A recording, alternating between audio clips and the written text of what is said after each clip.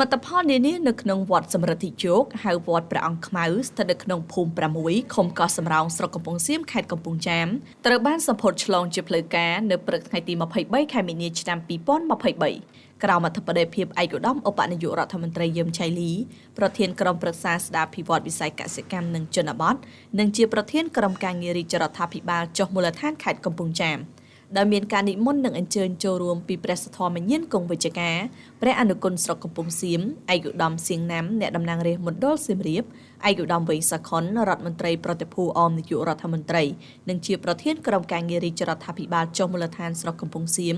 រួមនឹងព្រះសង្ឃក្រុមប្រឹក្សាខេត្តតំណាងអភិបាលខេត្តអាជ្ញាធរដែនដីលោកតាលោកយាយពុទ្ធបរិស័ទចំណុះជើងវត្តនិងប្រជាពលរដ្ឋជាច្រើនអ្នកទៀតលោកស្រីសុកម៉ាលីអភិបាលស្រុកកំពង់សៀមស្ដីទីបានឲ្យដឹងថា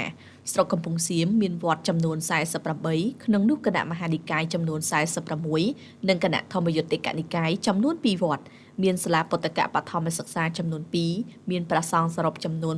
619អង្គវិហារសាសនាអ៊ីស្លាម1កន្លែងនិងវិហារគ្រិស្តសាសនា10កន្លែងដោយឡែកវត្តសម្រិទ្ធិជោគហៅវត្តព្រះអង្គខ្មៅបានកសាងតាំងពីឆ្នាំ1968លើផ្ទៃដីទំហំ15,000ម៉ែត្រក្រឡាតែត្រូវបានបំផ្លិចបំផ្លាញក្នុងរបបប្រល័យពូជសាសន៍ប៉ុលពតក្រោយពីថ្ងៃរំដោះ7មករា1979វត្តសម្រិទ្ធិជោគត្រូវបានជួសជុលនិងកសាងសមិទ្ធផលបន្ថែមជាបណ្ដារហូតដល់បច្ចុប្បន្ននេះក្នុងឱកាសនោះឯកឧត្តមឧបនាយករដ្ឋមន្ត្រីយឹមឆៃលីបានពំនាំនៅការផ្ដាំផ្ញើសាកសួរសុខទុក្ខដោយក្តីនឹករលឹកជាទីបំផុតពីសំណាក់សម្ដេចតេជោហ៊ុនសែននាយករដ្ឋមន្ត្រីនៃព្រះរាជាណាចក្រកម្ពុជានិងសម្ដេចគតិព្រឹទ្ធបណ្ឌិតប្រធានកាកបាទក្រហមកម្ពុជាដែលសម្ដេចទាំងទ្វេតែងតែគិតគូរពីសុខទុក្ខរបស់បងប្អូនប្រជាពលរដ្ឋគ្រប់ពេលវេលានិងគ្រប់ទីកន្លែងឯកឧត្តមឧបនាយករដ្ឋមន្ត្រីក៏បានកោតសរសើរនិងថ្លែងអំណរគុណដល់ឯកឧត្តមសៀងណាំនិងលោកជំទាវកូនចៅព្រមទាំងសប្បុរសជននានាព្រះសង្ឃពុទ្ធបរិស័ទនិងបងប្អូនប្រជាពលរដ្ឋទាំងអស់ដែលបានបរិច្ចាគធនធានរួមគ្នាកសាងសមិទ្ធផលនានានៅក្នុងវត្តសម្រិទ្ធិជោគហៅវត្តព្រះអង្គខ្មៅនេះ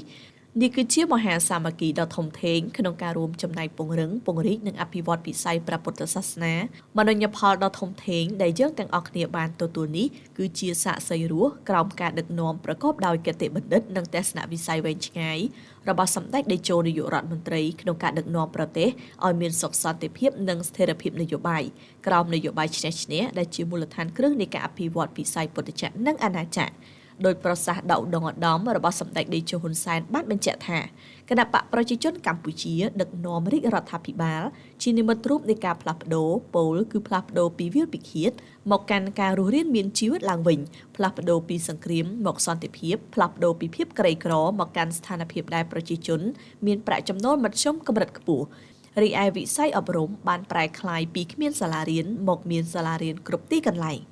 សម្ដេចតេជោបានបដិញ្ញាចិត្តយ៉ាងមុតស្រួចដើម្បីបន្តភារកិច្ចដ៏ឧត្តមឧត្តមជូនជាតិនិងប្រជាជនក្នុងការកសាងនិងអភិវឌ្ឍលើគ្រប់វិស័យបន្តកាត់បន្ថយភាពក្រីក្ររបស់ប្រជាពលរដ្ឋនិងធ្វើឲ្យគម្លាតជីវភាពរបស់ប្រជាជននៅជនបទនិងទីក្រុងកាន់តែខិតជិតគ្នាបន្តិចម្ដង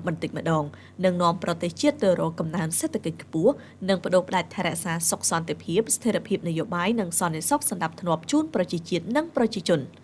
ក្នុងនាមជាអ្នកបម្រើប្រជាជនសម្ដេចតេជោតែងមានប្រសាសន៍ថាគ្មានគោលដៅអ្វីដែលសំខាន់ជាងគោលដៅលើកកម្ពស់ជីវភាពរស់នៅរបស់ប្រជាពលរដ្ឋនោះទេហើយក៏គ្មានភារកិច្ចអ្វីដែលត្រចះត្រចង់ជាងនេះដែរគឺធ្វើឲ្យប្រទេសជាតិមានសុខសន្តិភាពប្រជាជនមានជីវភាពសម្បូរសប្បាយនិងយុវជនគ្រប់រូបដែលជាសសរទ្រូងប្រទេសជាតិមានការសិក្សាបាតខ្ពស់និងមានការងារធ្វើស្របតាមសមត្ថភាពរបស់ខ្លួន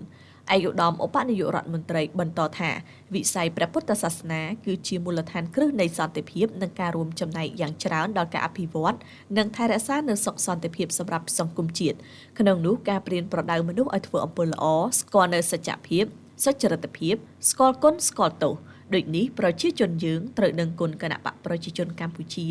ដែលបានតស៊ូវាយផ្ដួលរំលំរបបប្រល័យពូជសាសន៍ប៉ុលពតរំដោះប្រទេសនិងប្រជាជនឲ្យរួចផុតពីការកាប់សម្លាប់ដ៏រង្គាលនិងសាហាវយង់ឃ្នងនៅថ្ងៃទី7ខែមករាឆ្នាំ1979ហើយប្រជាជនយើងបានរស់រានមានជីវិតឡើងវិញនិងបានការពារនិងកសាងប្រទេសឡើងវិញលើគ្រប់វិស័យរួមទាំងវិស័យ